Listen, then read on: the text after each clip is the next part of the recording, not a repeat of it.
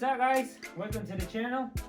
And it's been a few days since I stopped working on this engine because I was waiting for some parts as the gasket, manifold, the intake manifold gasket, exhaust manifold gasket, the bracket oil filter gasket too, and especially I was waiting for this little tool right here. A friend of mine, I can say a friend of mine because he's helping me out with this build. Most of the time he works on 300CX. I can tell that his profession, like work on VG, and he told me there was a tool to use. There was a tool that I can use to take the valve stem seals without taking the heads off. So that's one of the things. That's something like a really good thing because that way I don't have to worry about head gasket or bolts. And if you are trying to do like valve stem seal, valve stem seals, I think this is the easy way for you because you might have to take all the front of the engine apart, but as long as you don't have to take the heads off, it kind of save you a little bit of time. And he recommended me this little tool right here, but I did have a small issue with this tool because the bolt that it came with it, the bolt that it came with it, it was a little bit short. It was like ½ inch short. So whenever I put it here, it didn't go all the way down, and I had to pick it out. It was a little hard. It was really hard for me to get this another bolts because there's like 3-inch long. The only bolt that I couldn't find is in the for Philly head screwdriver. But I already tried and I did it. I did pull out one of the seals, so that means it's good. And if you guys find something like this, make sure it be long enough and find the right screw for it, because otherwise I don't think you're gonna be able. I don't know why. I see some of the guys in some of their videos they using these same tools, but I'm not quite sure why this doesn't. It came a little short, or why it came in a little short. It wasn't long enough. But here we are, and then now I'm gonna do all. I'm gonna replace all the valve stem seals. There's gonna be 24 of them, so it's gonna take a little bit of time for it. And then after that, I can continue with the rest of the build. All the gasket, valve cover gasket, intake manifold gasket, and all that. Oh, I almost forgot. Let me tell you this real quick. I see some guys, they use they put air into the cylinder. They put air into the cylinder, so the air is gonna push up the valve. It's not gonna fall into the cylinder chamber. So that's gonna help you. Yeah, it's gonna help you out. And but if you don't have one of these hoses, or you don't have anything to like air tool or air compressor to put air on this thing, what you can do is, the way I always do is this way. I pull the spark plug out and I stick a Philly head screwdriver inside, and I turn the crankshaft on the position. The piston that I'm gonna be working on is gonna give me a top dead center, kind of top dead center. Is gonna give me the piston on the top center of the cylinder head that I'm gonna be working on. So that way your valve is not gonna fall into the chamber. That's gonna save you a lot of time. That's gonna save you a lot of problem. That's how I did it. As you can hear, there's the valve hitting the piston. I'm not hitting too hard because we don't want to bend that thing. Yeah, there's a small tip for you guys if you want to replace those valve stem seals with this tool, and with the piston head that you're gonna be working on. Make sure it's be on the top dead center, on the side that you're gonna be working on. Or we can take as the order as we go. We go on this side first. We're gonna do like all these 12 valves, stem seals. We can replace all this on this side, and then we go on the other side. as you can see right there, as you can see right here, this is the valve, and there is no it doesn't go all the way down because it's sitting on the piston. It's sitting on the piston, so that's a good thing right there.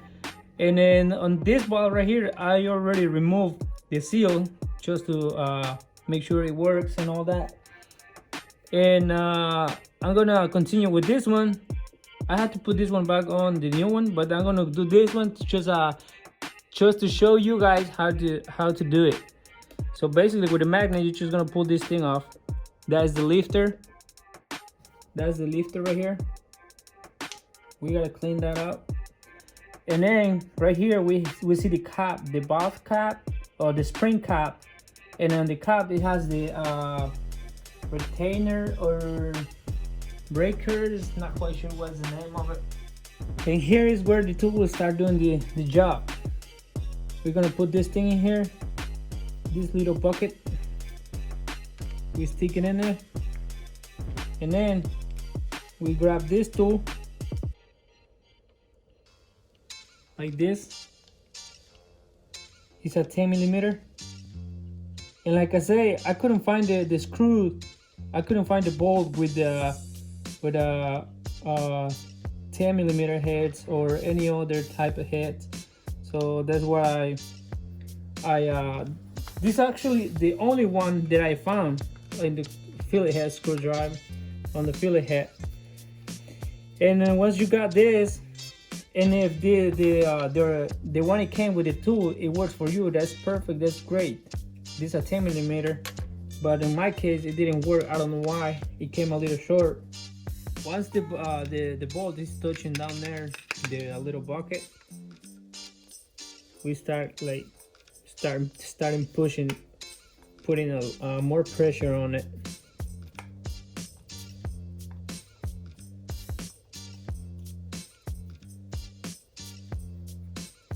All the way down. There will be a point where this one, it won't go nowhere, and right there you pull the magnet like this. One, I think it calls keepers, and that's how it goes. 2 keepers out. Make sure you guys don't lose that thing, because whew, I don't know if there is a place who sell them. And you pull this thing back out, all the way up. Hopefully this video helps somebody out there, guys, because most of the time the video says the title of the video says one thing, but there is a lot of things that I mention on the videos that most of the time they're not in the title. Like right here, we had 2 injectors bad. We had 2 injectors bad that we had to replace, and I just learned how to check them with a multimeter, checking the ohms on it. My buddy, he showed me how to check them, and actually 4 of them, 5 of them, yeah, 4 of them, they're like reading 12 ohms, and then there is another 2 that is reading, one is reading 56. That's way out of the range, yeah. And then there is another one that's reading 26. So basically those 2, they are reading two different numbers than the other ones. They are like bad, they're not good. So that is why I used to have misfire on this thing, but now that we know, this thing should be running 100% right. And that's it. You pull this thing out, you pull this another thing out right here, and here is the spring. Here is the spring. I think I gotta wash these things. Yeah, and there is the valve right there, and the valve, it's not gonna fall anywhere. It's not gonna go anywhere, just right there. All right, it sounds good. These valves, they look like new. They don't look that old, or probably, but just in case, I just replacing them. There is another plier that you can use. I'm trying to find it. I always see it on this what is it called, AutoZone or Rally's, but I never buy it. I never thought I'm gonna need it, and I trying to buy it today, but just as always, when you don't need something, you always find it, and when you need it, you never do. Make sure you don't leave anything behind, like this thing. Make sure you pull them out, all of them. Make sure you pull them out. And here it is. Yeah, actually they new. Well, if this thing looks new, I'm pretty sure the head gaskets are new too. And yep, and that is how you replace them. It's not that difficult, it's not hard. The hard part is to keep there, because you have to remove everything all on the front. This is not like you doing the timing belt service, because the timing belt you don't have to remove the manifold or the valve covers, not even the cams gears, not even the cams gears. But to do this, you have to remove almost everything on it. Yeah, basically you got to remove everything, and that's how you do it. And it saves you a little of time. Yeah, it saves you a little time. That way you don't have to take the heads off, because I don't know, maybe you don't have time, you don't have space, and you just want to get to that part right there. You don't have to. You don't have to open all the heads, remove everything. You know, too much mess. Since the car has a lot of parts, so many parts right there, sitting on the table, sitting everywhere, you're gonna keep the heads on the block, so that's good. All right, guys, I'm gonna continue replacing all of them now that I had the box spin seals already. So, and I did 2 of them already. Just gonna put them back in it, put the new ones on, and probably clean the springs, because the springs are a little dirty. All right, guys, to put the seal on, this is the new seal. You're gonna put some kind of a little bit of oil in here, and then you're gonna stick it in here on the valve, pressure it, and then you're gonna press it all the way down. But with this 10mm socket, the 10mm socket is just like right for it, the perfect size. Once you have it right here, you're gonna put it on and tap a few times, and that's it pretty much.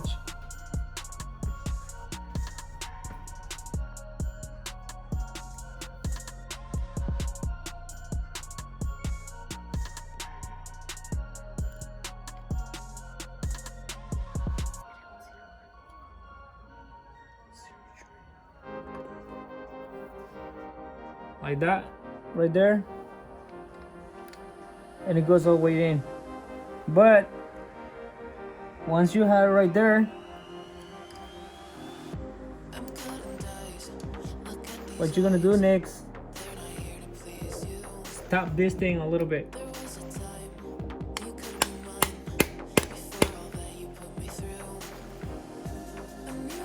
And there we go. Now we pull a little bit we pull up the valve, make sure to be on top, and then we put the spring on it. The spring, it doesn't really matter which one goes where. The spring all it does is keep the thingy on. Same process.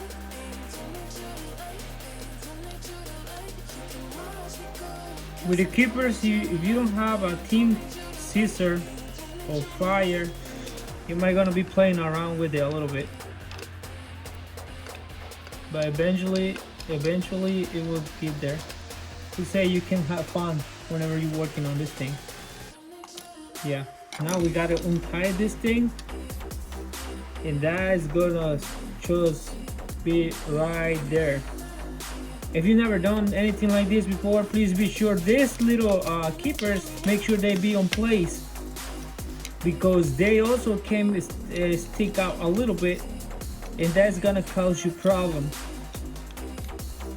if that thing is not on the right spot, on the right place. So because the valve has a little groove, the keeper is gonna stay right there, like this right here.